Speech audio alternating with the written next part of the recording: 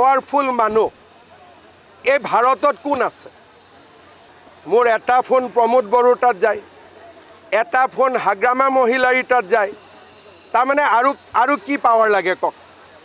তৃতীয় ফোনটো অমিত শাহ 4 নম্বৰ ফোনটো কংগ্ৰেছ তাৰমানে মুতকৈ পাৱাৰফুল মানুহ এই ভাৰতত কোন আছে মই অমিত শাহকো ডাইৰেক্ট ফোন কৰিব পাৰোঁ কংগ্ৰেছকো ফোন কৰিব পাৰোঁ আৰু বিটিআৰতো হাগ্ৰামা মহিলাৰী প্ৰমোদ বড়োক দুইখন হাতত ধৰি লৈ খোজ কাঢ়িব পাৰোঁ তে মোৰ লগত যুঁজ বাগৰ নকৰাই ভাল এতিয়া সাৰেন্ডাৰ কৰি দিব লাগে কালি তেওঁৰ মুখেদি ওলাই গ'ল নে নাই যে ইলেকশ্যন হোৱাৰ আগতে আমি হাৰিলোঁ কাৰণ তেওঁৰ 4টা ফোন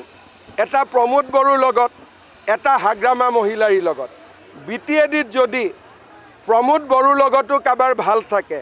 হাগ্ৰামা মহিলাৰীৰ লগতো ভাল থাকে তাৰমানে অসম বিধানসভাত তেওঁ 15টা সিট পাবনে নাই তাৰপিছত ইলেকশ্যন ক'ত থাকিব অমিত শাহৰ লগত যদি ফোন থাকে তাৰমানে তেওঁ ভাৰতৰ তৃতীয় চতুৰ্থ